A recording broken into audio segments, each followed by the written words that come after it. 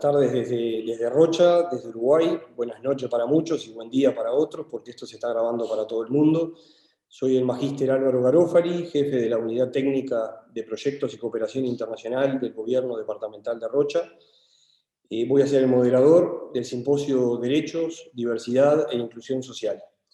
Me gustaría hacer una breve síntesis a modo para marcar los antecedentes de este simposio, que va a durar 1 hora y media, 2, pero fueron varios meses lograr esto, que se resume en poco tiempo, pero llevó muchos meses de planificación y coordinación. Empezamos por diciembre, apenas asumido el gobierno departamental, en reuniones con los directores de equidad, de género, de diversidad, tratando de intercambiar ideas sobre la posibilidad de realizar determinados talleres en el departamento de Rocha sobre la temática específica. Y consideramos también algunas experiencias, algunos hechos puntuales, que no los vamos a detallar en este momento, algunos son paradójicos y hasta un poco chistosos, pero bueno, reflejaban un poco la visión que lamentablemente alguna gente hoy en día, a pesar de estar en el 2021, en este Uruguay del 2021, todavía sigue teniendo algunas ideas fuera de época, por llamarla de alguna forma. De ahí surgió la idea de los talleres, se la comentamos al director de Producción y Desarrollo en ese momento, le gustó la idea, nos reunimos con el intendente departamental de Rocha, aquí presente, al que le pareció fantástico y redobló el desafío en varios aspectos. Subió la vara, por decirlo de alguna forma, diciéndonos que bueno, él quería ser el primero en participar en estos 3 talleres, y buscando la posibilidad también de que todos los integrantes, todos los funcionarios municipales del departamento asistieran a los mismos. Así que bueno, agradecemos enormemente la presencia de nuestro intendente departamental, quien entre otras cosas suspendió eventos y otros compromisos para estar aquí con nosotros. En primer lugar, agradecer al asesor de Naciones Unidas, el sociólogo Juan José Meré, de UNFPA, la Agencia Española de Cooperación para el Desarrollo, AECIC, a nuestra vicepresidenta de la República, la escribana Beatriz Argimón, quien inmediatamente luego de recibir la carta, al día siguiente ya teníamos la contestación de ella de participar en este simposio, la presidencia nuestra, la presidencia misma de Uruguay, de la República Oriental del Uruguay, por intermedio de la Agencia Uruguaya de Cooperación Internacional, la UCI, por medio de su director ejecutivo, Mariano Berro, y Cooperación Descentralizada, Ana Laura Soto, quien nos ha dado una mano enorme en este simposio y en muchas tareas más desde Montevideo, con toda la parte de cooperación. ONUCIDA y UNFPA, también agradecemos. Y dando comienzo el simposio, queremos empezar con la parte de saludos, con la palabra de bienvenida de nuestra vicepresidenta de la República, la escribana Beatriz Argimón. Les habla Beatriz Argimón.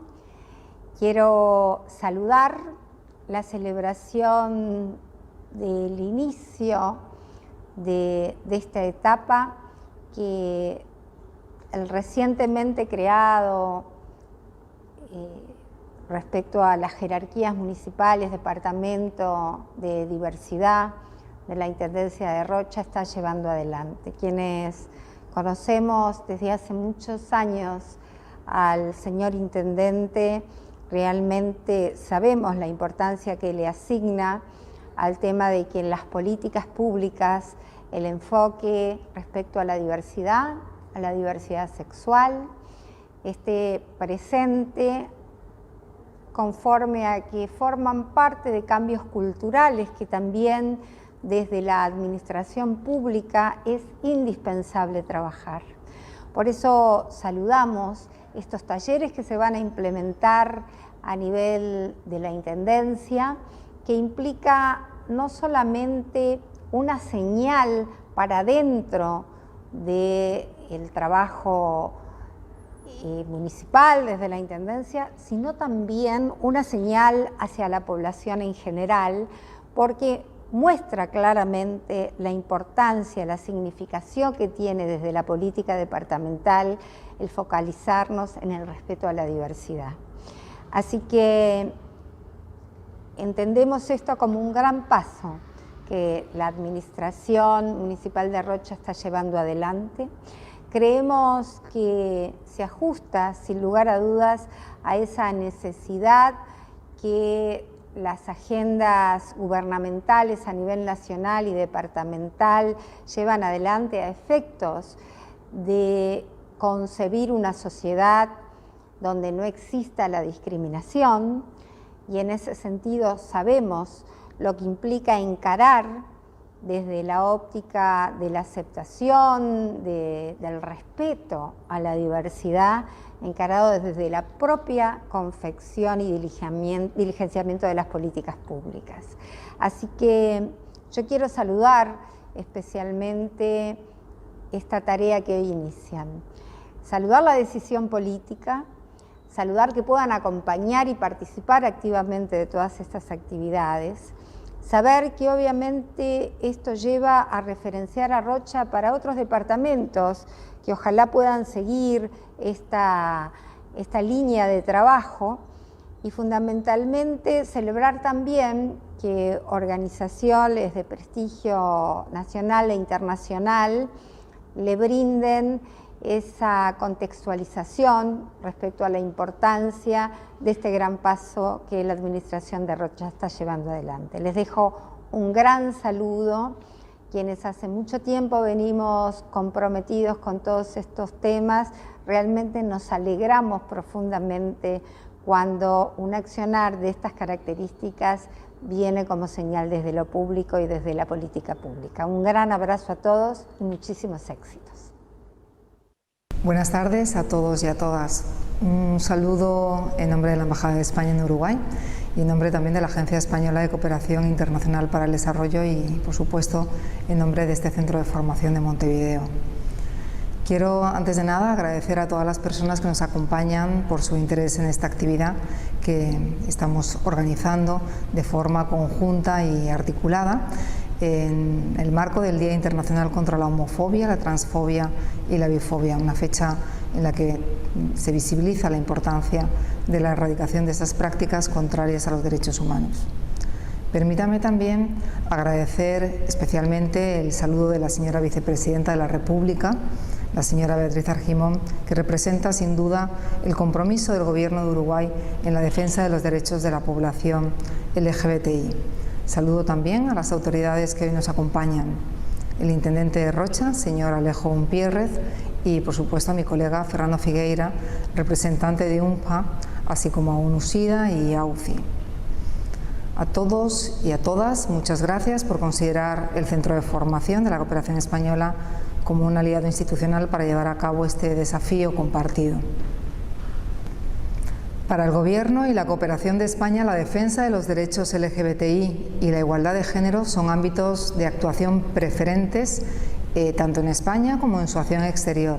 España tiene la voluntad de seguir avanzando en este reconocimiento y equiparación de facto de los derechos de las personas LGBTI y la visibilización de la diversidad por identidad de género u orientación sexual, con el objetivo final de que todos tengamos los mismos derechos reconocidos en condiciones de dignidad, libertad e igualdad. En julio del 2019, la ECID suscribió la Declaración de Mérida, una iniciativa lanzada en el año 2018 en la cual se promueve el compromiso con los derechos de las personas LGBTI en el marco de las políticas de desarrollo para avanzar precisamente hacia la construcción de sociedades más justas e inclusivas desde el reconocimiento y la promoción de la diversidad afectiva y sexual y desde un enfoque fundamental de derechos humanos. A través de esta firma, la ECID se ha comprometido desde entonces a que su trabajo tenga siempre en cuenta el enfoque de género y el respeto a la orientación sexual e identidad de género de las personas, además de dedicar recursos a programas y a proyectos que promuevan esta igualdad y esta inclusión. Sin duda, este compromiso contribuye a reforzar el trabajo que la agencia viene desempeñando en la materia a través de proyectos e iniciativas, entre las que se destacan las diferentes iniciativas y actividades que se llevan a cabo en los centros de formación y en la programación de los centros culturales. Como centro de formación tenemos ya un importante camino recorrido en Uruguay, junto con UNPA, apoyando proyectos e iniciativas de sensibilización, jornadas de reflexión, productos de conocimiento, a través de lo cual hemos querido precisamente aportar a la construcción y al reconocimiento de un mundo diverso en Uruguay, reconociendo y validando las diferencias que todos y todas tenemos para contribuir a que Uruguay sea un espacio seguro y de inclusión de las personas LGBTI. Les deseamos igualmente que esta instancia resulte de mucho provecho. Les invitamos a seguir construyendo iniciativas como esta que contribuyen a la consolidación de alianzas compartidas y además nos permiten seguir trabajando juntos y juntas para no dejar a nadie atrás. Muchas gracias y que tengan muy buena jornada. Continuando el simposio, las palabras de bienvenida de nuestro intendente departamental de Rocha, doctor Alejo Pierres. Bueno, muy buenas tardes. Disculpen que no suelo ser muy protocolar ni muy formal, pero estoy muy feliz de esta instancia. Quise estar personalmente, hoy en principio no lo iba a estar porque debía estar en otra reunión. De hecho, estoy en otra reunión ahora bastante más tediosa de materia presupuestal, pero quería participar específicamente de señal de apoyo y de impulso a nuestro departamento de diversidad que se echa a rodar. Obviamente que esto es el principio de muchas cosas que vendrán. La lucha contra la discriminación y por la inclusión social y por los derechos del colectivo LGBTI+, es una lucha quizá aparentemente no tan antigua, tanto que desde 1990 recién la ONU lo eliminaba de un listado de enfermedades y países hoy día siguen teniendo pena de muerte vigente para el delito de tener una sexualidad diferente. Dentro de los postergados, este colectivo es el más postergado, más que la mujer aún. Olimpia de Gouges en 1789, a la par de la Declaración de los Derechos del Hombre y el Ciudadano, escribía la Declaración de los Derechos de la Mujer, pero en aquel entonces no había ninguna otra voz que hablara por esos otros colectivos que también existían en esa época y que estaban absolutamente sofocados aún más que los de la mujer. Cuando nosotros hicimos esto, compartido con un conjunto de compañeros, lo hicimos pensando en una suerte de utopía de una sociedad mejor. No lo hicimos por el camino de lo políticamente correcto. Cuando actuamos en estas cosas, actuamos con convicciones filosóficas, que en definitiva deben ser las convicciones que deben vertebrar la vida de un ciudadano y de sociedad. El tema de la exclusión en materia de diversidad no es patrimonio ideológico de ninguna corriente política ni de ningún partido. Es transversal. Esto lo digo con propiedad porque en los pasillos del Parlamento he escuchado las más diversas cosas que a veces no se dicen y se cambian dentro de un plenario de una Cámara. Entonces, nosotros en esto nos atenemos al sentido más profundo del sentido de la inclusión y de la diversidad, que es el sentido de la libertad. Es la vida del hombre y la mujer desde su opción sexual en libertad, sin interferencias y con la necesaria, en estos momentos que se viven, políticas de apoyo para que la inclusión sea real. De nada bastaría tener simplemente algo que sea una proclamación de derechos si la proclamación de derechos se agota en el aspecto meramente declarativo. Por eso creo que el desafío es grande. La actitud de este Departamento de Diversidad y este gobierno departamental es simplemente construir o ser una gota más, pero que la suma de gotas son las que transforman y generan un océano, en definitiva, para poder cooperar en este esfuerzo convergente por generar más democracia. Laclau, un pensador con el cual tengo diferencias de otros aspectos, pero hablaba en un librillo muy interesante que hablaba de la revolución permanente. Y eso significaba que la sociedad nunca alcanza metas definitivas ni toca un horizonte, sino que el horizonte cuando te acercas a él se aleja nuevamente y las distintas formas de discriminación, de inequidad, de desigualdad, a medida que vas alcanzando y cortando una, van apareciendo nuevas cabezas de la misma como si fuera una medusa.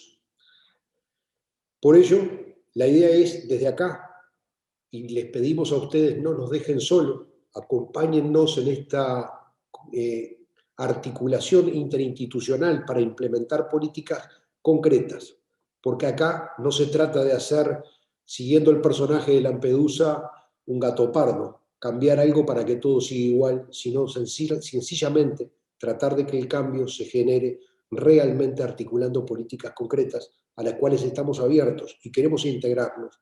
Y además, más ayuda todavía necesitamos porque estamos partiendo desde un departamento del interior de un país donde el conservadurismo es preponderante.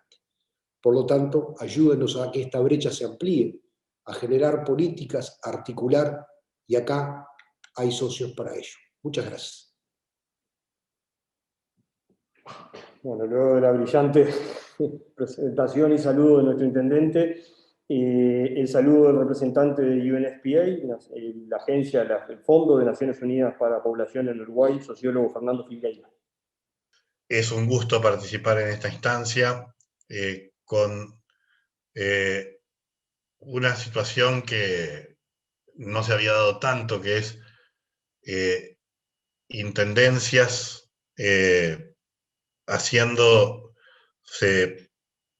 colocando como un tema eje, como un tema central para el trabajo de las políticas públicas hacia adentro y hacia afuera, esta temática. Ha habido instancias que mencionaré, pero es muy bueno, es muy positivo, y la felicitación a Alejo Umpierres y a todo el equipo del TEC por esta iniciativa. Estamos celebrando el Día Internacional bueno, ya pasó, pero estamos en ese contexto de la celebración del Día Internacional contra la homofobia, transfobia y bifobia. Hace no mucho, ahora lo mencionó también el intendente, pero hace no mucho Freddy Silva, nuestro oficial de comunicaciones, nos recordaba eso mismo, que señalaba el intendente. Hace tan solo 30 años, ¿verdad? Aparecía las orientaciones sexuales diferentes a las predominantes, a las hegemónicas, aparecían como enfermedad mental. Cuánto tiempo ha pasado, cuán profundo y cuán arraigado eran los mecanismos que sostenían la discriminación, el estigma, etcétera, y cuánto camino hemos recorrido efectivamente en estos 30 años, pero cuánto todavía nos queda por recorrer, ¿verdad? Quiero agradecer también a la vicepresidenta, a Beatriz Argimón, y a Mercedes, decir, que me antecedieron, del Centro de Formación de la Cooperación Española, que me antecedieron, junto a ONUCIDA, obviamente, porque sumamos esfuerzos, sumamos brazos para trabajar en esto, que constituye una de las piedras angulares de la apuesta a sociedades certeramente inclusivas, ¿verdad? Hay muchos aspectos de nuestras sociedades que presentan formatos de discriminación, de violencia incluso. Este es uno de ellos y este es uno absolutamente clave. Por ello, la satisfacción de poder compartir este apoyo con todos estos socios. Trabajamos en su momento, por ejemplo, con la Secretaría de la Diversidad de Montevideo, de la Intendencia Municipal de Montevideo, el Fondo de Población, junto con AECID, lo hicimos en su momento, la participación de las ciudades integrantes de la Red Arcoíris de América Latina, toda esta experiencia recogida, en particular desde un enfoque de interseccionalidad, esperamos traducirla en instancias innovadoras de formación para técnicos y decisores políticos que estamos preparando con AECID y ONUCIDA, de manera de fortalecer la gestión municipal en políticas inclusivas de desarrollo. Es fantástico que Rocha alumbre este camino en este sentido y que muchas otras intendencias se sumen. Agradecer obviamente a los panelistas con los que vamos a contar, a Diego, a Marcela y a Sergio, por traernos un panorama y un análisis actualizado, ¿verdad? Desde las diferentes perspectivas que ellos nos ofrecen.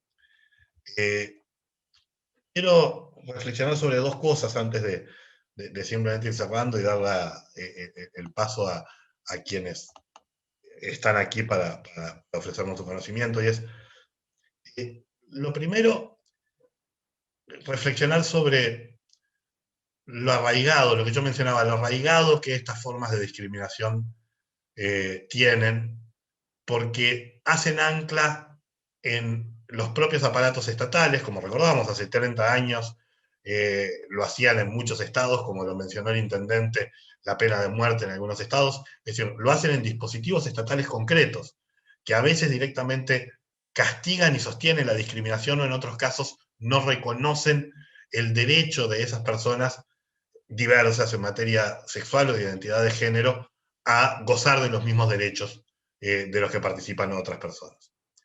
Pero además de que esto se encuentra anclado en dispositivos del Estado, también se manifiesta permanentemente en las lógicas del mercado.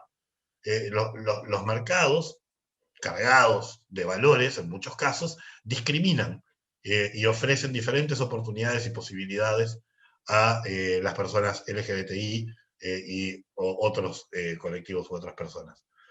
Además, también esto está arraigado muchas veces en las familias. Las familias muchas veces son la primera forma en las cuales las personas que se identifican sexualmente, en términos de identidad sexual y de género, en forma diferencial, enfrentan por primera vez el rechazo dentro de los propios núcleos familiares, ¿verdad?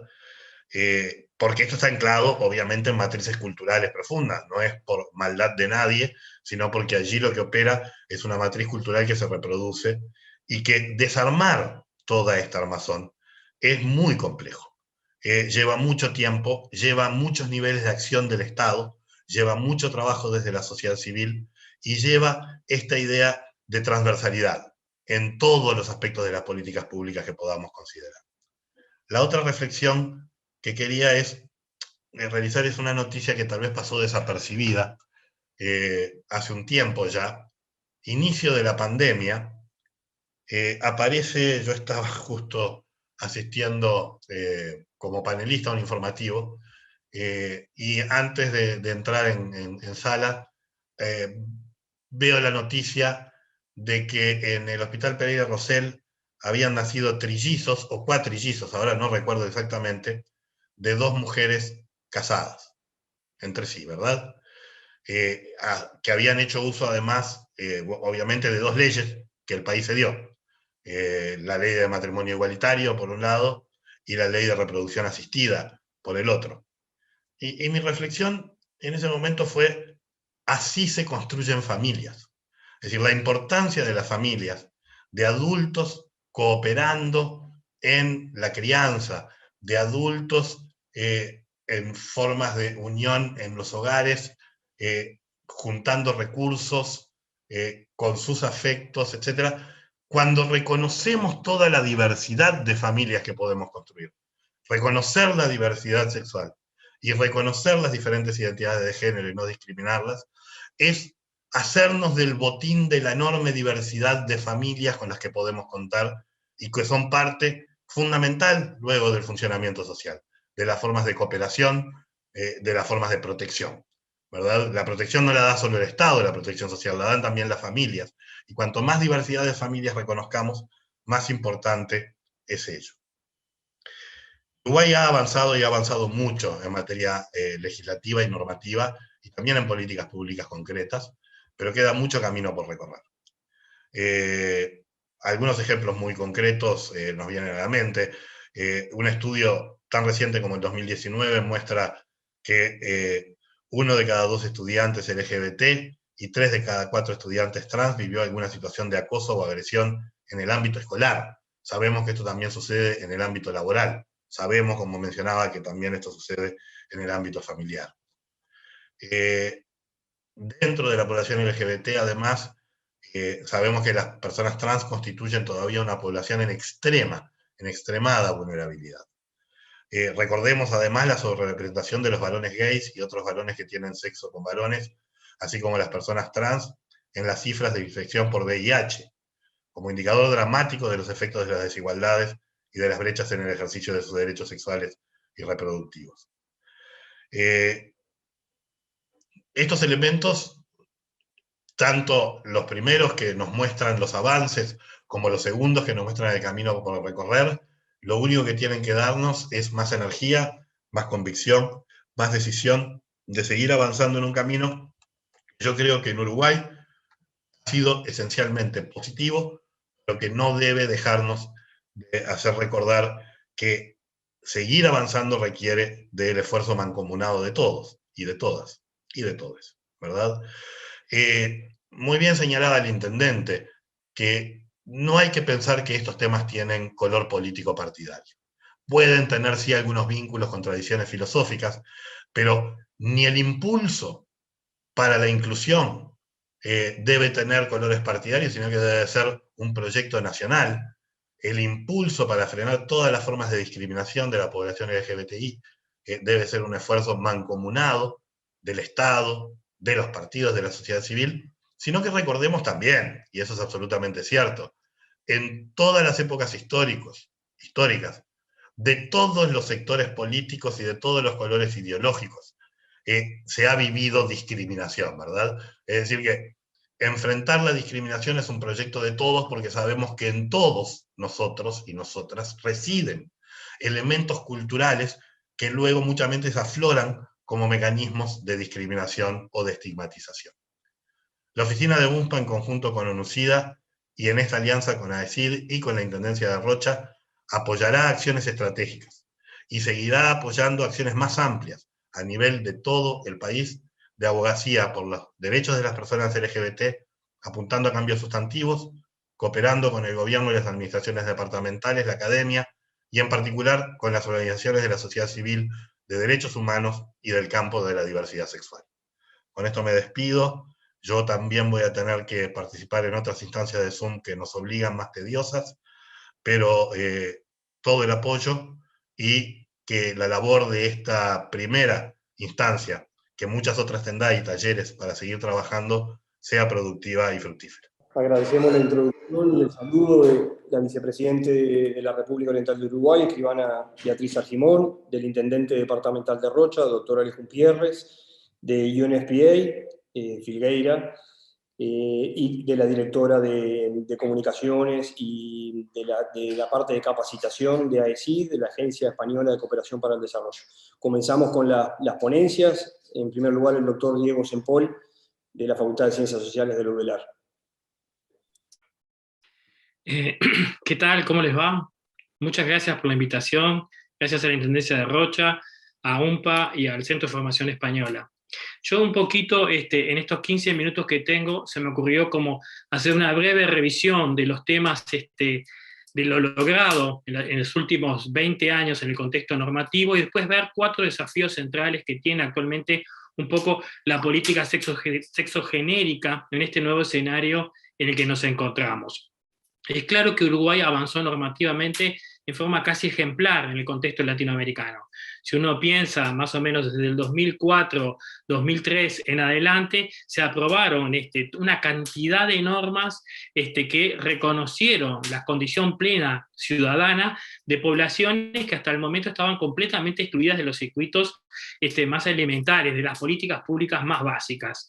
Para hacer una rápida revisión, uno puede ver que está la ley 17.817 del año 2004, la conocida como ley antidiscriminatoria, la unión concubinaria en el 2007, en el 2009 es la primera ley trans, o lo que llama la ley de cambio de nombre sexo registral en su momento, y la reforma del sistema de adopción, que permitía a las parejas del mismo género adoptar en condiciones de igualdad con respecto a las parejas heterosexuales. Después, en el año 2013, fue un gran mojón con el matrimonio igualitario y la reproducción asistida, que es un poco lo que estaba hablando recientemente Fernando, y finalmente en el año 2018 tenemos la ley integral para personas trans. O sea que es clarísimo que en este proceso de reconocimiento Uruguay quedó muy bien posicionado en el contexto latinoamericano, fue pionero en una cantidad de normas, y que en este proceso también fue clave el rol que tuvo el movimiento social en generar todo un estado del debate público, en generar iniciativas parlamentarias y finalmente lograr incidir en el sistema político a efecto de lograr la aprobación. Ahora, un poquito la idea mía es tratar de abandonar esta que lo tenemos que hacer, pero abandonar un poco este espíritu celebratorio, que está bueno poder apropiarse de él, para tratar de centrarnos más que nada en lo que todavía falta, en lo que todavía es claramente emergente como desafíos de acá en más. Y a mí se me ocurren ahí 4 puntos claves. En este contexto de la celebración del Día Mundial de la Despatologización de la Homosexualidad, que es el 17 de mayo, es claro que si bien se despatologizó a nivel institucional, las formas de patologización han desbordado a las instituciones y circulan socialmente. Entonces, en la actualidad encontramos que el sentido común está sumamente articulado con formas de pánico moral, con ideas decimonónicas de contagio, esta idea de que la orientación sexual o la identidad de género se contagian cotidianamente, o con visiones restrictivas de lo que son las familias, pese a que la norma en la actualidad en Uruguay reconoce una pluralidad de arreglos familiares en los contextos de total igualdad desde el punto de vista jurídico. Entonces, lo que tenemos que ver es que hay un desfasaje importante entre lo que son los avances normativos y lo que es la vida cotidiana de la gente. Y ahí es que empiezan a aparecer cada uno de estos problemas que un poco Fernando estaba anunciando. El primer gran problema es el que tiene que ver con la educación. Yo también voy a usar un poco los datos que nos da la encuesta que hizo el BID con el MIDES en el año 2019, que fue como muy interesante porque es una muestra representativa. Se entrevistaron a 5.995 estudiantes en 95 centros de todo el país, públicos y privados. Y lo que confirmó este estudio es, en primer lugar, que subsisten formas de violencia muy importantes dentro del sistema educativo. En primer lugar, hay violencias verbales, hay un 42% de las personas que reportan violencias eran verbales, un 17% físicas y un 15% de tipo sexual. A su vez, las discriminaciones que más puntean está en primer lugar por color de piel, que tienen casi un 13%, y en segundo lugar está por orientación sexual, y en cuarto lugar por identidades de género no heteroconformes o lo que sean identidades trans. El 58% de los estudiantes LGBT señalan haber sido víctimas de algún episodio de violencia o de acoso en el último año, ¿no? Y a su vez el 28% de las personas que sufrieron algún tipo de discriminación no pidieron ayuda a nadie. Que acá vemos claramente que cómo están las situaciones, las formas de violencia cotidiana sumamente encarnadas en lo que es la vida de las instituciones educativas, y a su vez los dispositivos que se generaron resultan muy pobres para atender esta problemática, muy escasos para construir puentes con la demanda incipiente. Es clave que trabajar dentro del sistema educativo es uno de los grandes temas pendientes. Tenemos que garantizar centros educativos seguros, garantizar los derechos humanos y el derecho a la educación que todos y todas tenemos, y de alguna forma cumplir la normativa de la Ley General de Educación, sus artículos 4, 8 y 18, y la resolución del CODICEN del 86/218, que de alguna forma establecía la protección de las trayectorias educativas de la población afro, pero también de la población trans. Todo esto está todavía como una agenda pendiente dentro del sistema educativo, y me parece que es un asunto clave porque la educación es un gran predictor para una cantidad de temas sociales relacionados. La integración laboral, los niveles de exclusión, todo esto está articulado con esto. O sea que trabajar acá es agarrar un nudo importante de la problemática vigente. El otro segundo nudo clave, que a mi juicio también hay que destacar, es el que tiene que ver con el cumplimiento de las cuotas. Esto es una respuesta clave desde el punto de vista de la política pública. En la ley 19.684 y el decreto reglamentario de la presidencia se estableció un 1% para todos los llamados de los cargos públicos para personas trans. Esto no es antojadizo, tiene que ver con que se hizo en el año 2016 un censo y se reveló que son los indicadores más agravados de desigualdad que sufre la población uruguaya, la sufre la población trans. Ustedes piensen que, por ejemplo, en el año 2016, el 7,8% de la población general vivía la desocupación, mientras que la desocupación en el grupo de población trans llegaba a los 30%. O sea, esta situación de desigualdad entre lo que pasa en la sociedad general y este grupo en particular nos revelan los indicadores de altísima vulnerabilidad que tiene la población trans. Es imprescindible, entonces, efectivamente cumplir con la cuota. Máxime en el escenario actual de COVID. en donde si pensamos que casi el 70% de la población estuvo o está vinculada al comercio sexual, y que a su vez lo ejercen el 86% en el espacio público, con todas las restricciones que hubo para el acceso al espacio público, todo este grupo que tiene estrategias de sobrevivencia ligadas al trabajo sexual, vio dramáticamente rotas todas sus formas de integración y de sobrevivencia. Entonces, es imprescindible responder a la emergencia. El MIDES lo está empezando a hacer, la Dirección de Promoción Sociocultural comenzó este proceso ahora generando por la vía de la excepcionalidad canastas, aumento de TUS trans, pero falta mucho más todavía en esto, pero además sería imprescindible empezar a aplicar la cuota en todos los dispositivos nacionales y municipales, y preparar para que esto funcione bien. No solo basta aplicar la cuota, sino preparar al mundo que va a recepcionar a esta persona, a esta trabajadora o este trabajador trans, para que de alguna forma se generen condiciones de viabilidad dentro del centro. Hay mucha experiencia acumulada en esto, en las pocas experiencias en el periodo previo. El tercer punto que me parece a mí clave, y que tiene que ver con Rocha, me parece a mí mucho, es lo que se llama el turismo LGBT. ¿No? Ustedes saben que el turismo históricamente en Uruguay lo fue, ahora estamos en un gran impasse en esto, esperemos que lo vuelva a hacer, es un gran dador de enormes ingresos, lo es también en Brasil y lo es también en Argentina el turismo LGBT.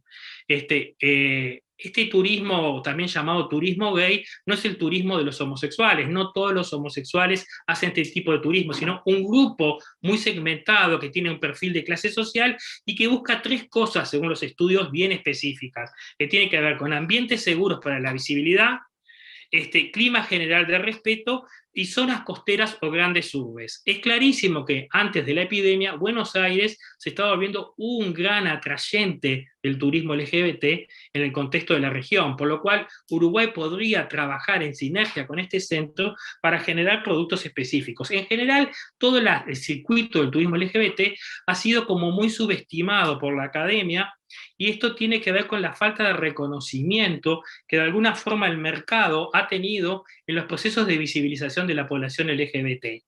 ¿A qué me refiero con esto? Que es claro que los bares, las discotecas, los lugares de sociabilidad fueron un elemento constitutivo de las identidades, y a su vez el reconocimiento como consumidores permitió el reconocimiento como un actor político. Esta falta de reconocimiento académico ha generado como un ninguneo del tema, pero a mi juicio me parece que es un tema clave. Rocha como departamento, toda la zona costera, podría básicamente, lo hizo en el periodo anterior, pero se puede hacer aún mucho más, generar segmentación dentro del mercado para esta población, y además preparar al operador turístico claramente en sintonía con esta lógica LGBT. Hay todo un mundo ahí específico de demandas y de posibilidades. El cuarto punto, que ya se me acaba el tiempo, es el que tiene que ver con la patrimonialización y la memoria. ¿A qué me refiero con esto? Que hay que hacer políticas públicas en lo que tiene que ver con la materialidad, pero también con la dimensión de lo simbólico. Ha existido históricamente un borramiento de la participación de estos grupos en lo que es la construcción de este país, en la historia de este país, y lo que básicamente ha subsistido a nivel de las comunidades, es lo que se llaman las comunidades del dolor. Estas historias que están más que nada ancladas en la transmisión de lo que fue la resistencia a los mecanismos de opresión, en los mecanismos de discriminación en general. Pero es imprescindible dar un paso más y empezar a generar diálogos intergeneracionales y a construir políticas de memoria que permitan de alguna forma rescatar del olvido las estrategias de sobrevivencia, los éxitos, la participación que la comunidad LGBTIQ tuvo en todo el proceso histórico nacional. ¿Cómo se hace esto? Sentando en una mesa actores estatales, movimiento social, academia, y tratando de construir a partir de allí todo un escenario nuevo de reflexión que nos dé como de alguna forma las bases de una política de memoria, de una historicidad y de una densidad simbólica que de alguna forma dé más contenido a la normativa que ya logramos conquistar a nivel parlamentario. En principio me quedo por acá, muchas gracias por la participación, y bueno, estoy abierto a las dudas y consultas que vengan. Gracias. Continuamos continuando con las ponencias, la magíster Marcela Schenk, de la Facultad de Psicología de UDELAR. Bueno, buenas tardes a todas, a todos, a todos. Es realmente un gusto estar acá participando con ustedes y bueno, primero un agradecimiento muy grande a la Intendencia de Rocha, bueno, al Departamento de Diversidad recientemente creado, a la Unidad Técnica de Proyectos y Cooperación Internacional, a MITEC, y por supuesto a AUSI, a UNFPA, a ONUCIA y a la Cooperación Española por haber hecho posible que estemos acá intercambiando sobre esto hoy. Y bueno, y además un gusto compartir este espacio con Sergio y con Diego. De hecho, con Diego durante años participamos en diversas investigaciones en el ámbito de las políticas públicas, desde el Instituto de Ciencia Política de la Facultad de Ciencias Sociales, donde él justamente coordinó diversas investigaciones analizando el vínculo entre la heteronormatividad y las políticas, ¿no? Y acá cito esto no solo como un preámbulo, sino porque también me gustaría hacer una primera distinción en esta intervención entre lo que implica hablar de orientación, de identidades en un plano individual, y lo que implica hablar de estos temas de forma más estructural, ¿no? Entonces, en este sentido, hablar de heteronormatividad en vinculación con las políticas públicas, hablar de lo que significa la heteronorma, nos lleva justamente a ver los problemas que entraña ver una construcción institucional en torno a afianzar una mirada que desconoce, que oculta, que niega, que violenta la diferencia, ¿no? Y creo que una de las preocupaciones que quiero hacer explícita desde ahora, sobre las que se articula esta presentación que quiero hacer, es justamente perderle el miedo a la pluralidad. Bueno, decían varios de ustedes que antes, hace 2 días, se celebró el Día Internacional contra la Homofobia, la Lesbofobia, la Bifobia, la Transfobia, y quiero volver sobre lo que implica esto, ¿no? Lo que implica entonces este conjunto de creencias, de mecanismos, que lo que hacen es atentar contra expresiones sexuales y de género que no se encuadran dentro de lo que la heteronorma construye como la única posibilidad natural, entre muchas comillas, legítima, de expresarse en esto que es una suerte de secuencia sexo, género, sexualidad, ¿no? Que también es una ficción construida.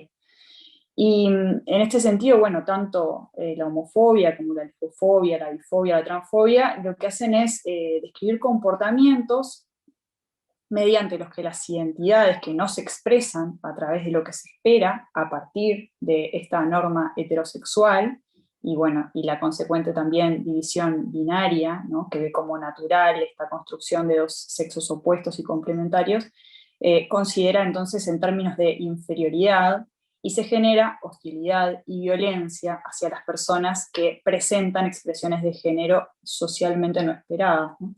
Lo que ustedes estuvieron describiendo también antes, ¿no? A quienes se identifican o son identificados por otros, por otras como LGBTIQ+. Bien.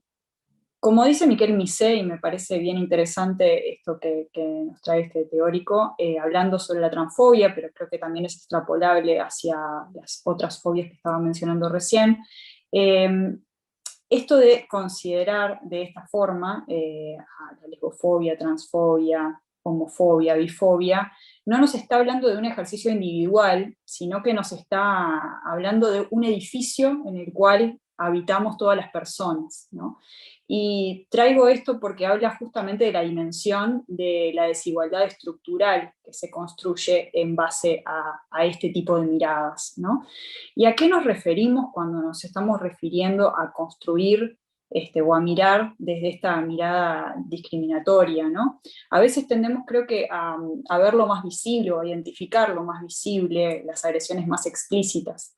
Pero si lo trasladamos a las situaciones concretas, ¿no? Bien cotidianas y pequeñas, ¿qué implica, por ejemplo, esto si yo le voy a dar la mano a mi pareja para caminar por la calle General Artigas, en Rocha, o en 18 de julio, en Montevideo, ¿no? Tengo que pensar 2 veces, ¿qué implica esto? ¿Qué implican las miradas? ¿Qué implican los comentarios? ¿No? O sea, no siempre estamos hablando, por ejemplo, de insultos que se hacen explícitos, de amenazas o de persecuciones, sino que hay también otro tipo de homofobia, de bifobia, de transfobia, de lesbofobia, que se ejerce silenciando, ¿no? Y ese silencio, esa mirada que recibimos de forma discriminatoria, nos dice también muy claramente que hay determinadas formas legítimas de vivir la sexualidad, de vivir las identidades, que son más públicas que otras, ¿no? Y que tienen más derecho a expresarse en el espacio público que otras. Y no explicitar que existe este silencio implica reproducirlo, ¿no? Hay uno de los libros que publicamos junto con Diego y otras investigadoras que se llamaba justamente De silencios y otras violencias, ¿no? Entonces, el silencio, en este sentido, implica reproducir violencia, y esto es especialmente problemático si lo miramos desde las instituciones, porque justamente lo público, y ustedes también lo trajeron varias veces, ¿no? No debería reproducir violencia, no debería reproducir exclusión. Y tenemos diversos ejemplos desde las políticas públicas en este sentido, ¿no? De cosas que no se trabajan, que no se dicen, y que en ese sentido entonces están reproduciendo violencias. Bueno, Diego hacía alusión a esto también recién en su intervención, ¿no? Discriminaciones que están muy arraigadas, por ejemplo, en la construcción misma de los espacios educativos. Ahí recuerdo también otra de las investigaciones que realizamos, donde hubo personas no heterosexuales que dijeron que durante todo su trayecto como estudiantes en la enseñanza pública no habían pisado el baño, ¿no? Por temor justamente a agresiones que podían sufrir en ese espacio, ¿no? Y también, incluso recuerdo que comentando esto en una experiencia de sensibilización, una persona trans que estaba asistiendo a esa experiencia dijo que ella tampoco había pisado el baño durante todo su trayecto, justamente porque el propio mecanismo del baño ya la excluía de por sí de poder utilizarlo, ¿no? Bueno, de hecho, la Facultad de Psicología, a la cual integro, reconoció esta exclusión en la propia geografía de la institución, ¿no? Generando baños inclusivos, además de los tradicionales. Pero sabemos que las instituciones no son solo la estructura física, que también lo son, sino las personas que las conforman. Bueno, yo he trabajado bastante desde las políticas de salud, de hecho tengo el Instituto de Psicología de la Salud, y esta es un área en la que se ha trabajado muchísimo, tratando justamente de problematizar las dimensiones en torno a diversidad sexual, diversidad genérico-sexual en los últimos años. Se han hecho muchas sensibilizaciones, muchas capacitaciones. Hay experiencias muy interesantes con la sociedad civil, la academia, los organismos internacionales que reflejan todo este tránsito. Y de hecho, si se fijan en la página de YouTube del Fondo de Población, van a encontrar los videos, por ejemplo, de cuál es la diferencia, ¿no? Donde se ve justamente lo importante que es incorporar esta mirada desde el micronivel, ¿no? Desde la consulta que hay con especialistas en el sistema de salud, donde reproducir la heteronorma genera una exclusión, de hecho, con la población no heterosexual. Por ejemplo, recuerdo uno muy interesante, que lo que hace es mostrar en una consulta ginecológica lo que implica reproducir la mirada heteronormativa y heterosexista en relación a una mujer lesbiana que va a consultar, ¿no? Y cómo eso repercute directamente sobre la calidad en la atención en salud que recibe esa mujer en ese contexto, ¿no? Que recibe justamente una atención muy deficitaria. Y también en el marco de otra de las investigaciones que realizamos, en este caso con la Intendencia de Montevideo, sobre policlínicas, primer nivel de atención, y bueno, y cómo transversalizar estas miradas, y también viendo una atención libre de estigma hacia personas con VIH en el primer nivel de atención en las policlínicas de la Intendencia. Una de las personas entrevistadas comentaba que recordaba en realidad una consulta que había tenido con un médico.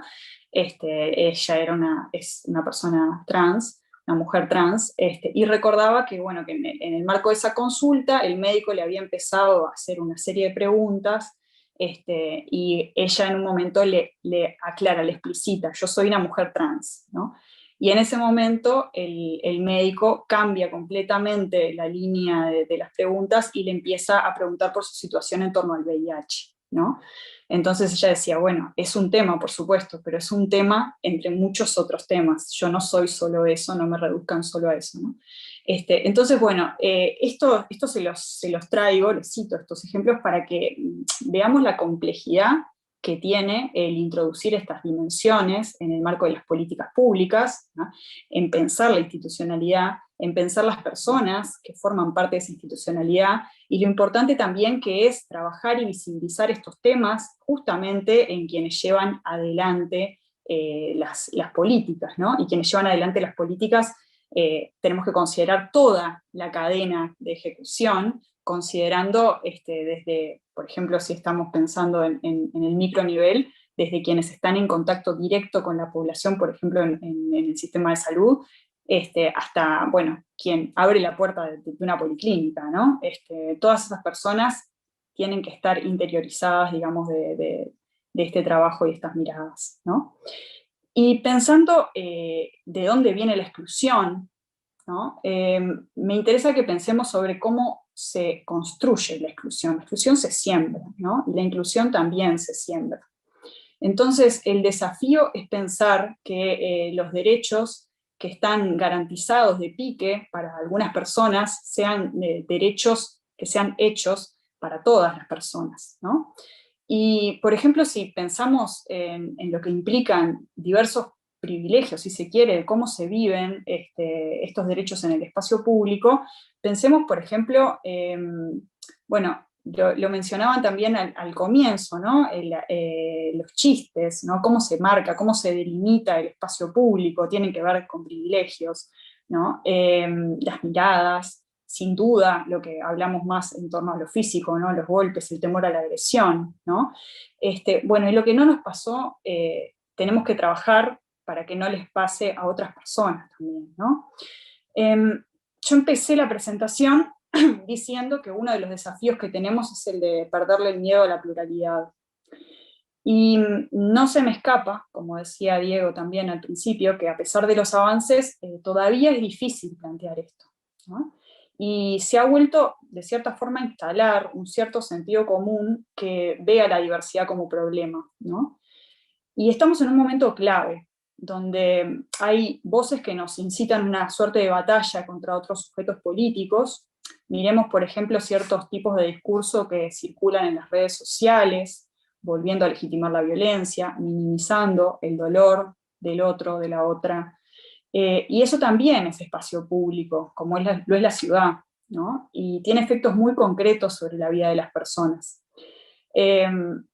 Bueno, hace poquito, Lola de los Santos, Miss Uruguay, desfiló con un traje que hacía alusión a los colores de la diversidad, y además publicó en sus redes esta actividad, ¿no? Y veía que uno de los comentarios que le hacían era que estaba representando a su colectivo y no al Uruguay, ¿no? Entonces, traigo esto porque es algo significativo que me parece de la exclusión operando, ¿no? En la construcción de la identidad, en este caso de nuestra identidad como uruguayos o como uruguayas, ¿no? ¿Quién forma parte de esta colectividad que es el Uruguay y quién no? Entonces, la clave de la democracia es la convivencia, es generar el espacio para la diferencia y habilitarla. Y que hacer explícita la diferencia no implique la exclusión, ¿no? Y eso pasa necesariamente por reconocer a ese otro, a esa otra, a ese otro, ¿no? Y por reconocer que ese otro también somos nosotros. Y por asumir el compromiso de transformar las injusticias, que es una tarea que nos incluye a todos y a todas y a todos. Muchas gracias. Voy a despedir, por favor. Les agradezco estas exposiciones, he disfrutado de ellas. Lamentablemente tengo otro compromiso ahora de otra reunión y me debo retirar. Van a quedar en compañía muy buena, sin duda, de los integrantes del Departamento de Diversidad. Ha sido para mí un placer escuchar a Diego, a Marcela. Por lo menos como anuncio a lo que decía Diego recién, se va a producir el sorteo de los jornales solidarios y nosotros vamos a sortear por cupos. en vez de un sorteo único, vamos a hacer sorteos por colectivo afro, por colectivo LGBTI+, y el resto de los ciudadanos inscriptos, de manera tal de poder respetar los cupos, e incluso también se aparecen personas con situaciones de discapacidad a tal efecto. Nuestro espíritu es, como bien lo decía Diego, las normas no solamente tienen que ser normativas, sino que deben ser aplicadas. Y el más grande falseador de esa realidad es el Estado uruguayo en todas sus dependencias. El Estado uruguayo no cumple una sola de las normas de inclusión de ningún colectivo cuantificado por ley, como que hacemos una suerte de purga de conciencia cuando levantamos y botamos la mano en el Parlamento, pero después, cuando cerramos la puerta del hemiciclo, todo vuelve a quedar igual. En Rocha obviamente que enfrentamos un gran desafío en esa materia y queremos institucionalmente ver si podemos terminar el periodo, ojalá cumpliendo con las cuotas, pero si no, por lo menos en una política de aproximación a ellas. Lo dejo continuar con la exposición y muchísimas gracias por acompañarnos en esta movida y bienvenidos a ustedes del mundo interinstitucional para hacer una palanca para que acá también ayudemos a mover un pedacito de la realidad. Muchas gracias. Nos agradecemos al intendente de Rocha por su gestión abierta e inclusiva. Muchas gracias, Marcela, también por tan clara visión técnico-psicológica. Y dando por finalizadas, cerramos las ponencias con el doctor Sergio Maulen, médico infectólogo de ONUSIDA. Gracias, buenas tardes, gracias por la invitación. A mí me toca hablar ya en términos más regionales. Es un breve pantallazo de lo que está sucediendo en Latinoamérica. Antes de eso, yo quisiera compartir con ustedes un pequeño video. Es el inicio de un documental que se llama Familias por Igual, del director argentino Rodolfo Moro y de Marcos Dunzank. Este es el inicio del documental, y creo que es una buena manera de empezar la parte que me toca a mí de exposición.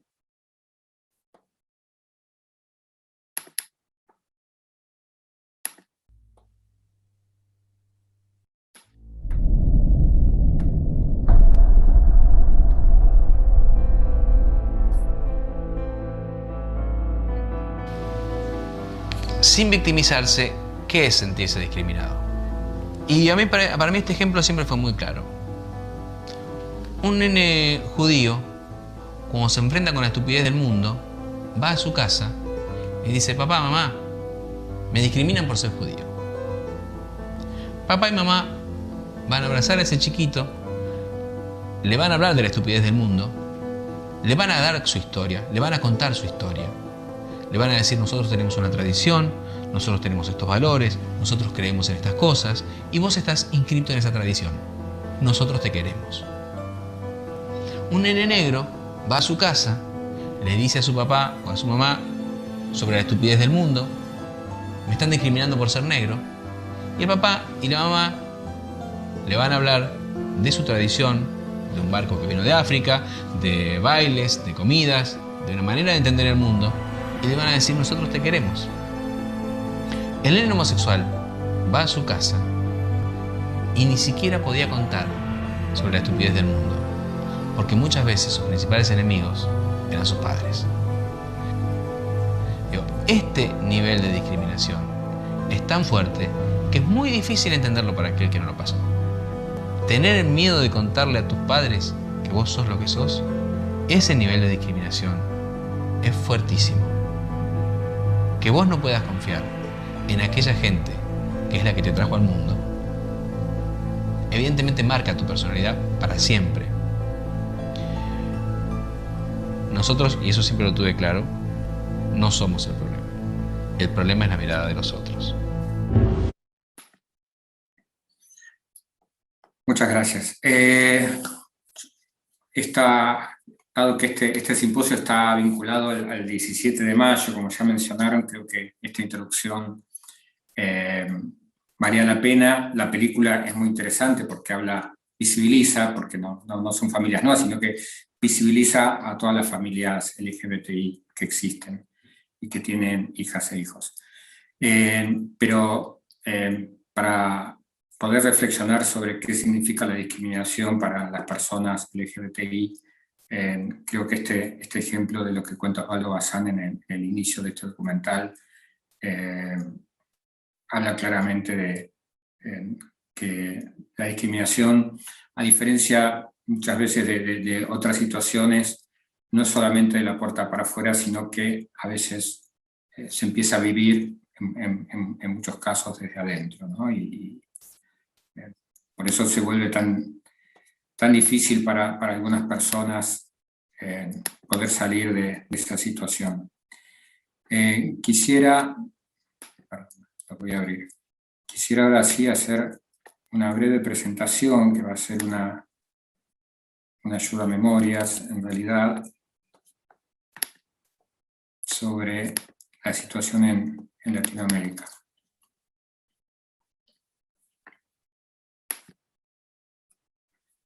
Este mapa es un mapa que la Asociación Internacional de Gays y Lesbianas, que así es como se llama la Federación de Organizaciones LGBTI, que existe ya hace algunas décadas, saca todos los años sobre...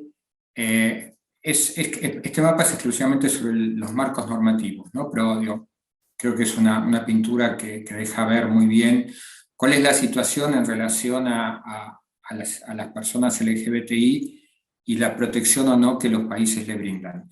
Todos los países que están en azul o celeste, desde azul más intenso a celeste claro, tienen diferentes grados de protección. Los azules más oscuros son los que tienen protección desde la Constitución, y de ahí va bajando hacia los que tienen estándares más bajos, leyes o normas menores a leyes. En cambio, los que son naranjas y rojos son aquellos que tienen leyes o normas que criminalizan tanto la identidad como la orientación sexual. Como ven, en Latinoamérica, para el año 2020, que es este mapa, la verdad que la situación ha mejorado muchísimo en relación a lo que pasa con el resto del mundo. Hace algunos años hubiésemos visto mucho más rojo-naranja en nuestra región. Todavía, sin embargo, existen países que criminalizan la homosexualidad, particularmente los países del Caribe, que están vinculados al Commonwealth, y en general en el resto de Latinoamérica se ha ido avanzando, yo diría especialmente en estos últimos 10 años. De cualquier manera, creo que sí es importante destacar que esto no está escrito en piedra, esto no es de acá y para siempre, sino que esto es una tensión permanente, la lucha por el reconocimiento de los derechos y la lucha por el reconocimiento de las identidades, porque evidentemente cambia con las situaciones políticas y con las situaciones sociales.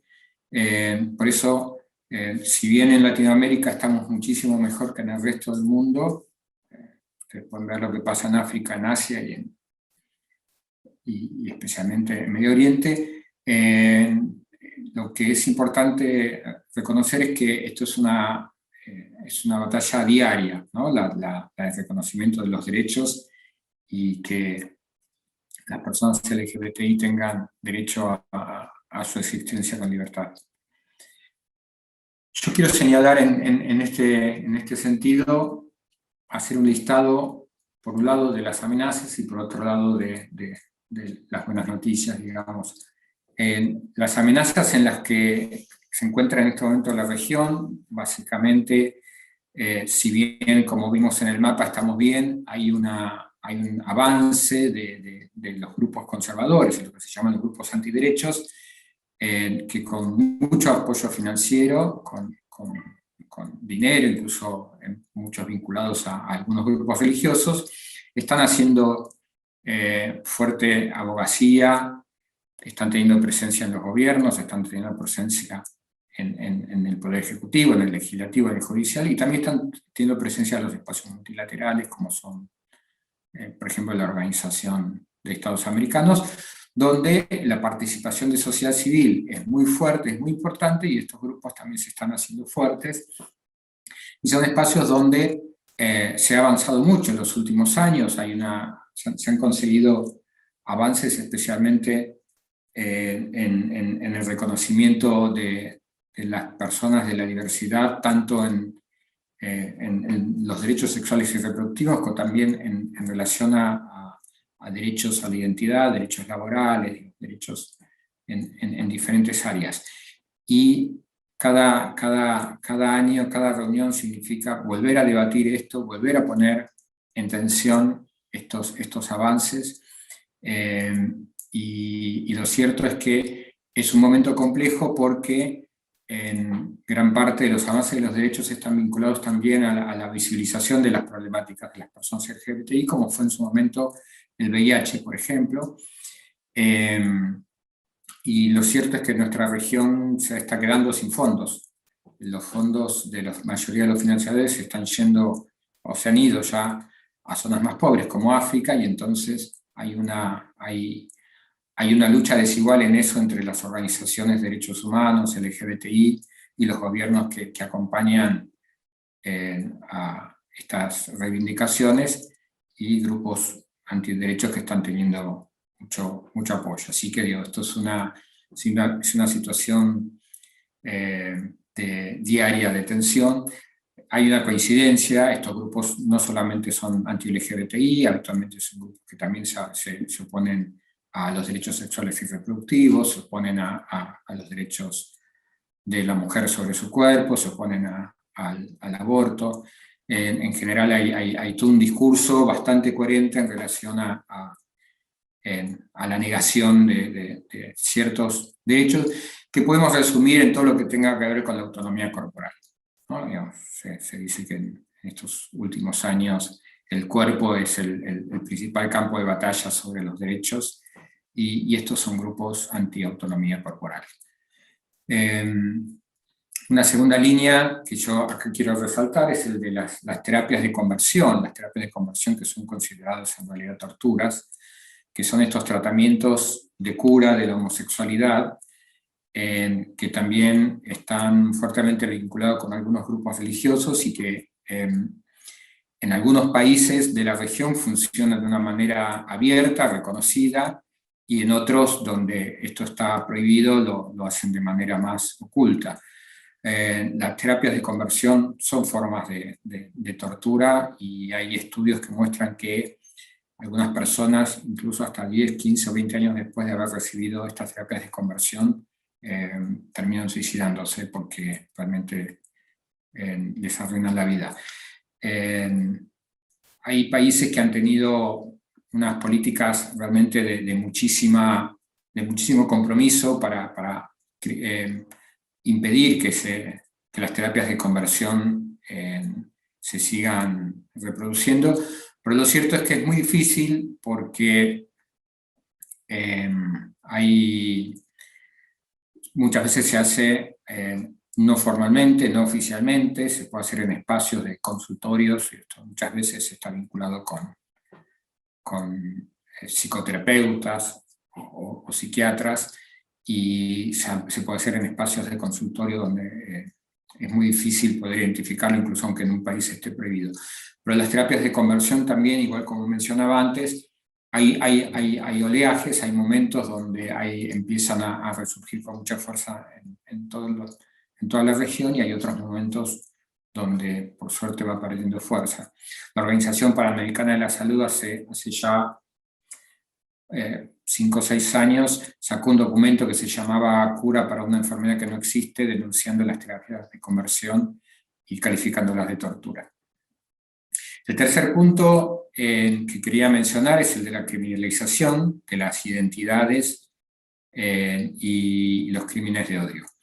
También esto lo han mencionado tanto Marcela como Diego y como las autoridades en la presentación, pero simplemente mencionar esto: en nuestra región tiene la tasa más alta de crímenes de odio hacia personas LGBTI, en el mundo por la cantidad de casos que suceden cada año, y también sucede vinculado a fenómenos políticos, cuando hay cambios de gobierno, ha sucedido, por ejemplo, en la asunción de gobiernos más de derecha, gobiernos que tienen un discurso anti-LGBTI, que a la asunción de estos gobiernos salen grupos a la casa de las personas LGBTI para golpearlas, para pegarles y también para asesinarlas. Los crímenes de odio incluso también se han visto que aumentaron en el momento en que salen leyes positivas. Acá en Argentina, después de la ley de identidad de género, hubo un recrudecimiento del ataque y asesinato de personas trans, por ejemplo. Y un cambio muy fuerte en la política. Eso que hizo el gobierno en el país fue efectivamente investigar los crímenes, llevarlos y condenar a los asesinos, ¿no? Cosa que fue un cambio enorme, porque históricamente los crímenes contra las personas LGBTI no han sido investigados y nunca nadie ha ido preso o presa por ello. El cuarto punto son las barreras a la educación y al trabajo. A pesar de todos los cambios normativos que vimos, que han mejorado, los cambios sociales son muchísimo más lentos. Y si bien hay países como Uruguay y otros países de la región que tienen políticas activas, sabemos que sigue habiendo muchísimas dificultades para que las personas LGBTI y particularmente las personas trans puedan no solamente comenzar la educación sino terminarla, lo mismo que acceder al trabajo de una manera equitativa con el resto de la población, ¿no? Los indicadores sobre escolarización y sobre acceso al trabajo en toda la región demuestran que sigue estando muy por atrás del resto de la comunidad. El otro punto es la exclusión social y la pobreza. De la misma manera y vinculado a la falta de acceso o la reducción del acceso a la educación y al trabajo, también vemos que particularmente en la población trans, pero no solamente la población trans, tienen niveles de pobreza más importantes. Muchas de ellas realizan trabajo sexual, y en la crisis de COVID, tanto las mujeres trans como las mujeres y trabajadoras sexuales fueron de las poblaciones más afectadas, porque claramente no tenían ninguna posibilidad de tener ingreso económico.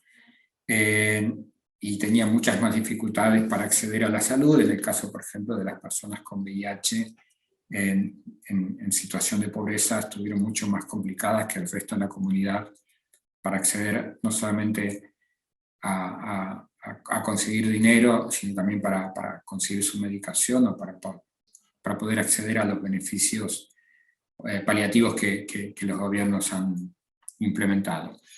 Y finalmente, el VIH, que en realidad ha tenido una doble función, porque por un lado el VIH ha afectado de una manera desproporcionada a la población LGBT, particularmente a las mujeres trans y a los varones gays y bisexuales. También ha sido la llave que permitió en su momento, en gran parte de los países de la región, organizarse, armar ONGs, empezar a mostrarse, a visibilizarse, y entendiendo que la manera más efectiva de prevenir el VIH es trabajar en derechos humanos, trabajar contra el estigma y la discriminación de las personas con VIH, y en eso claramente las personas trans y los varones gays y bisexuales son de los grupos más afectados. Estas son las situaciones más complejas que en este momento las personas LGBTI están no solamente en la región, sino en el mundo atravesando. De cualquier manera, yo creo que podemos hablar también de que hay cambios que para nosotros son alentadores, particularmente para quienes venimos militando y trabajando desde hace algunas décadas, y que quisiera también resaltarlos porque el 17 de mayo, si bien es un día para recordar la discriminación que sigue vigente y que no solamente excluye, sino que también mata, creo que también hay que empezar a reconocer los avances. Como mencionaba antes, avances en el reconocimiento de los derechos, hechos por los países, por las naciones, en espacios multilaterales como la Organización de Estados Americanos, también por el Comité Interamericano de Derechos Humanos, diferentes políticas de Naciones Unidas, en el Mercosur, y también en los países de la región, como vimos en el mapa que publica ILGA todos los años. Básicamente el reconocimiento de la existencia, y para mí esto realmente es importante. La experiencia acá en Argentina, cuando en el año 2010 salió la ley de matrimonio igualitario, al día siguiente fue como si hubiese cambiado el país, uno salía a otro país. Porque no solamente había una ley que permitía el matrimonio, sino que las personas, en este caso mujeres y varones homosexuales, empezaban a existir para todo el mundo, desde la cosa más sencilla como poder hacer un trámite para tu pareja, para tu esposa o tu esposo. Esa existencia le daba un valor de ciudadanía que excedía la cuestión simplemente del matrimonio, sino que uno era un ciudadano casi igual que el resto. Esto conllevó también en la región mayores políticas vinculadas al acceso a la educación, al trabajo, normas antidiscriminatorias más efectivas, no solamente en relación a la violencia, sino también en discriminación en los diferentes espacios públicos y sociales. Y ahí es donde creo que podemos ver mejores cambios. En relación, pensaba lo que antes había mencionado Diego, cuando Buenos Aires se transforma en una ciudad amigable para el turismo, el gobierno, parte de lo que me promocionaba cuando hacía promoción para que vengan turistas LGBT a Buenos Aires, eran todas estas normas que garantizaban que podían ir de la mano, ir a comer a algún lado, pasear sin problemas. Y eso también es un paso más adelante hacia el reconocimiento de la existencia y a partir de ahí el reconocimiento como personas y como ciudadanas y ciudadanos.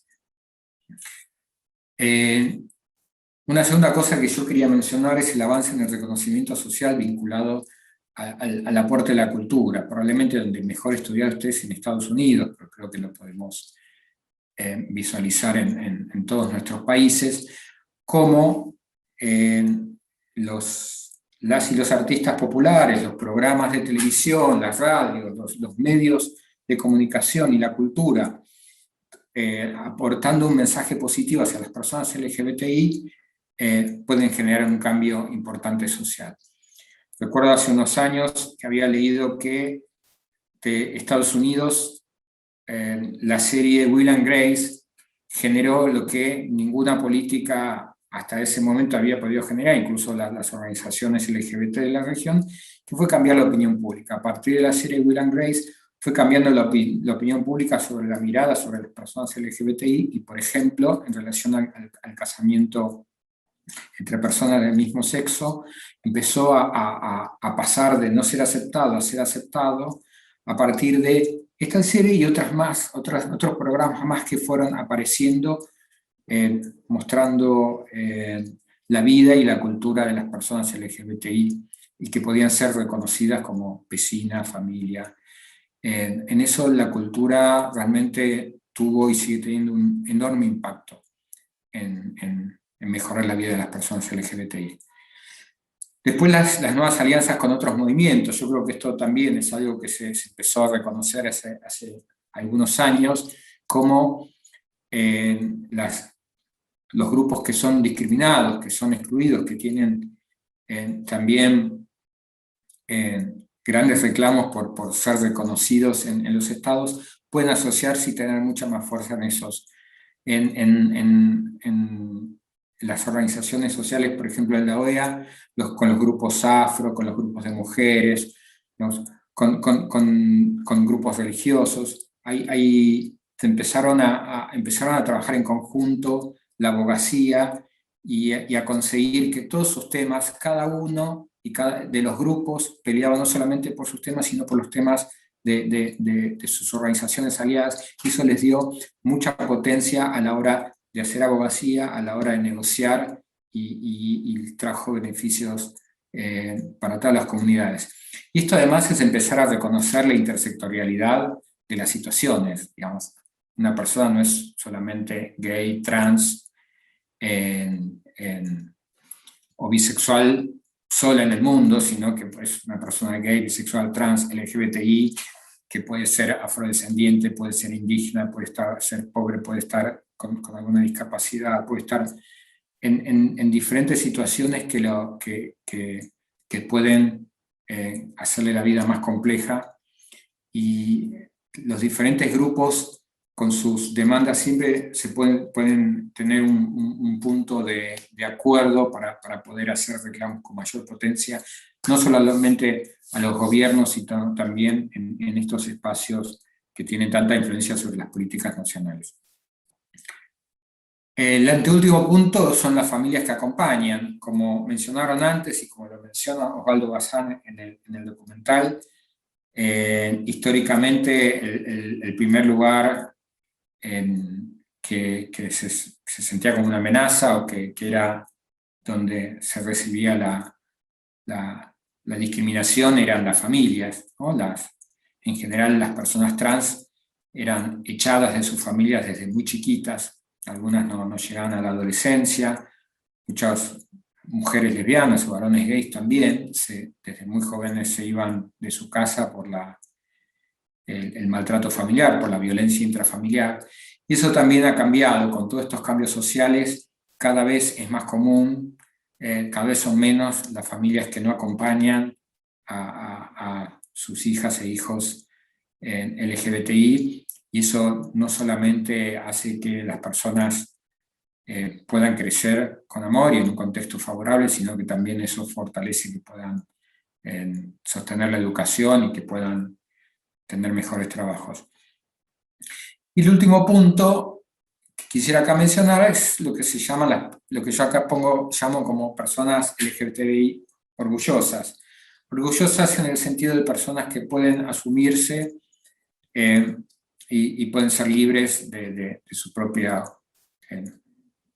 homo, lesbo, bitransfobia, lo que se llama la homofobia internalizada, que no es más que hacerse cargo del discurso de odio social que pueden recibir, hace que muchas veces las personas mismas sean sus propios enemigas o enemigos, y eso también ha ido cambiando, y eso ha ido mejorando muchísimo en estos tiempos, y creo que también por un contexto social mucho más amigable, particularmente desde las familias, hace que las personas puedan asumir sin miedo quiénes son, su identidad, y eso obviamente facilita que accedan al mundo y de una mejor manera, que puedan ser felices básicamente, que es de lo que se trata, ¿no?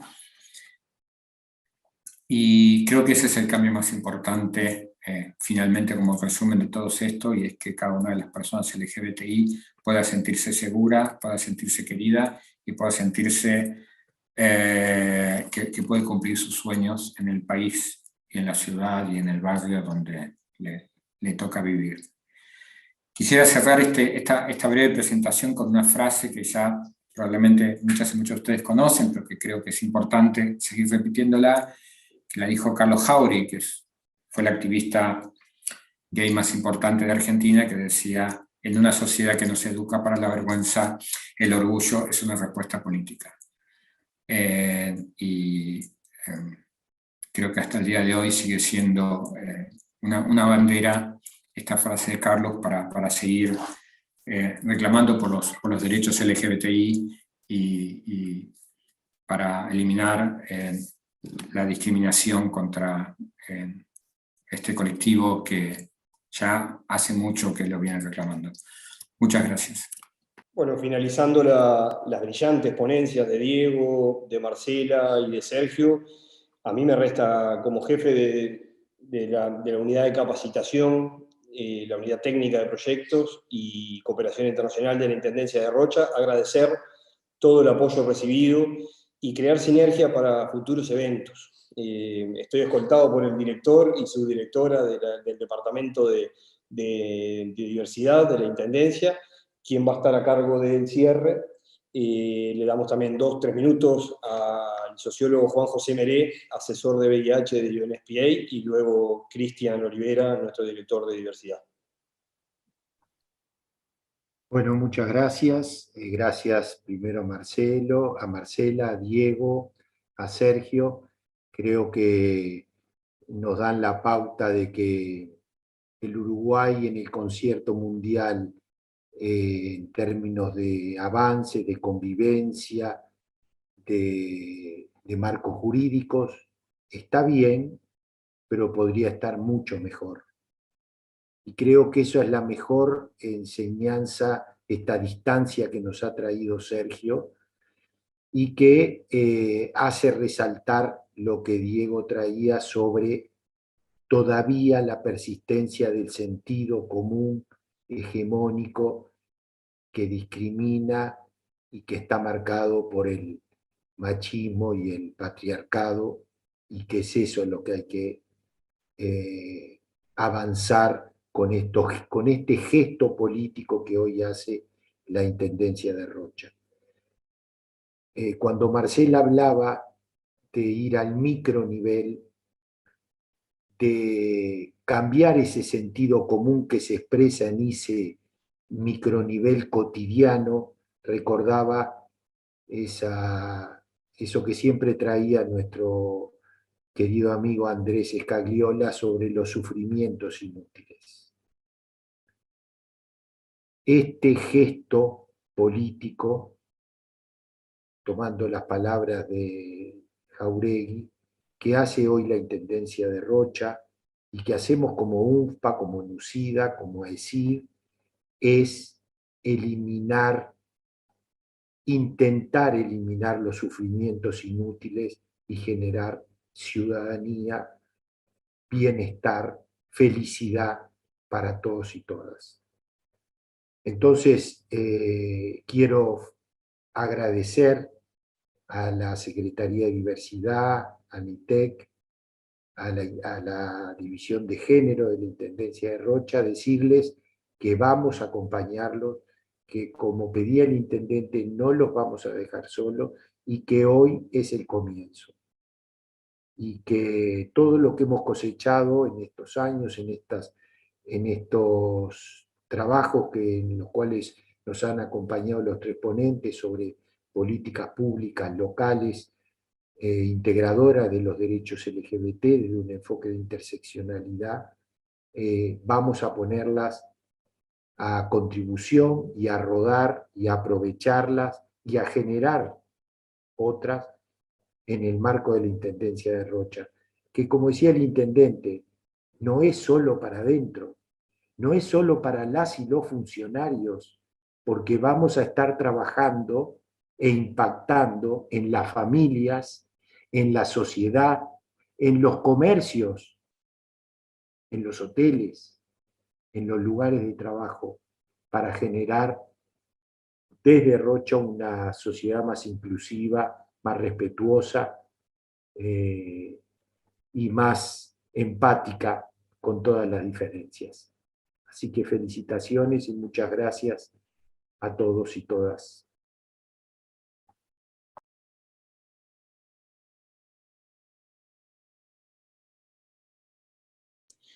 Finalizamos y cierra el evento el director de Diversidad de la Intendencia de Rocha, Cristian Olivera. Buenas tardes para todas, todos y todes. Es un orgullo para el Departamento de Diversidad, un departamento al este del país del Uruguay, contar con la primer departamento de diversidad. Creemos que no solamente contar con el Departamento de Diversidad, sino trabajar arduamente para desarrollar políticas que nos permitan desarrollar justamente lo que dice el simposio, derechos e inclusión social. Para eso justamente estamos trabajando y para eso creamos lo que es este simposio. Debo agradecer, primero que nada, a Diego Sempol, a Marcela, a Sergio, porque fue brillante la exposición que realizaron, y también a todas las instituciones que hicieron posible que esto se pueda realizar. Como director del Departamento de Diversidad, una vez más agradecer, y ahora voy a hacer el uso de la palabra como integrante del colectivo, porque realmente cuando el señor intendente me convocó a ser parte de lo que es el Departamento de Diversidad, lo hizo con la convicción de que era integrante del colectivo, y así me lo dijo el señor intendente. Yo quiero poner una persona que haya vivido lo que es ser parte del colectivo, porque es importante para que se pueda desarrollar las políticas de alguien que lo ha sentido. En ese sentido, mi agradecimiento y enorme agradecimiento por poner estos temas sobre la mesa. Creo que la parte más importante de todo este trabajo que estamos haciendo es poner el tema sobre la mesa y que lo podamos desarrollar y lo podamos debatir. Creo que es la parte más importante del trabajo que vamos a realizar. Justamente traer toda esta temática que hoy realizamos para que estén sobre la mesa y para que se puedan debatir, y de ahí comenzar a aplicar las políticas que ya se han logrado y crear nuevas. Así que mi agradecimiento, y bueno, estamos a las órdenes para seguir trabajando en conjunto con todas estas organizaciones, que ha sido un trabajo muy interesante y que marca un punto a futuro. Así que muchas gracias a todos, y bueno, estaremos en contacto para seguir trabajando por los derechos de la comunidad y por los derechos del país. Muchas gracias para todos. Bueno, cerramos el simposio, agradecemos a todos, y bueno, esto trascendió totalmente de Rocha y trascendió Uruguay, porque tenemos registro de que esto está grabado para todo el mundo, así que muchas gracias, y seguimos para adelante con los talleres y con otras actividades que están pendientes. A pesar de la pandemia, seguimos trabajando. Muchas gracias a todos. Gracias.